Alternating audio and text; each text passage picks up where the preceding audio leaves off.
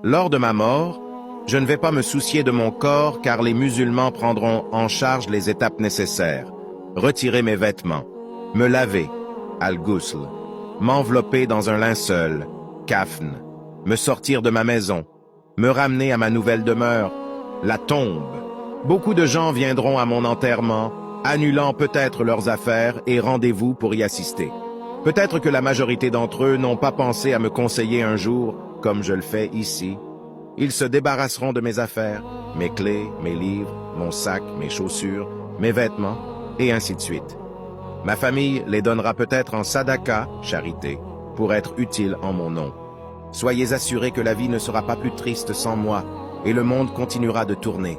L'économie poursuivra son cours, mon travail sera repris par quelqu'un d'autre, et mon argent sera distribué aux héritiers.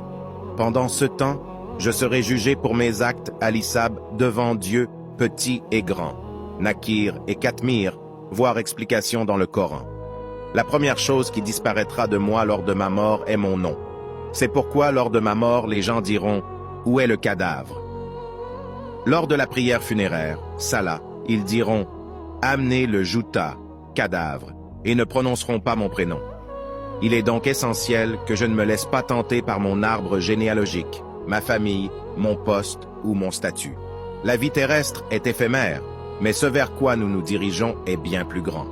Alors, toi qui es vivant, sache que la tristesse causée par ton départ sera de 3 types. Les connaissances diront « le pauvre ». Les amis seront tristes pendant quelques heures ou jours, puis ils reprendront leur discussion et leur rire.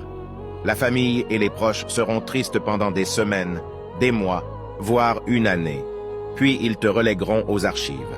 Ta vie parmi les vivants sera terminée, et ta véritable histoire commencera. L'au-delà, al-akhira. Toutes les choses terrestres auront pris fin. La beauté, l'argent, la santé, les enfants, les maisons et les palais, le conjoint. Il ne te restera que tes actes, car la vraie vie commencera avec ce que tu as préparé pour ta tombe et l'au-delà.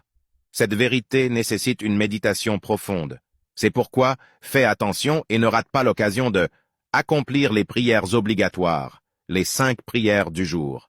Accomplir les prières surérogatoires, nawafil. Faire des aumônes discrètes, sadaka.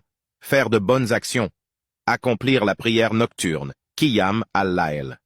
En espérant être sauvé, si tu aides à rappeler ce message aux gens, cela sera inscrit comme ta réponse dans le livre d'examen de ta vie.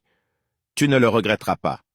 Lorsque ton temps viendra à expiration et qu'on te retirera ta feuille d'examen sans ta permission, une métaphore pour notre vie ici-bas et notre mort inéluctable, tu trouveras la trace de ce rappel dans la balance le jour du jugement, al-Qiyamah.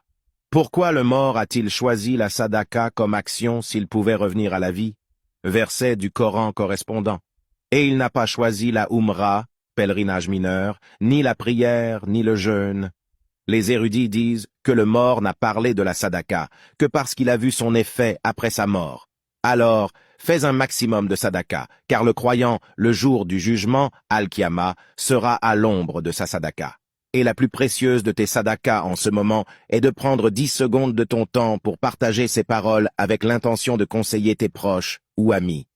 Qu'Allah nous guide et nous pardonne. Amin.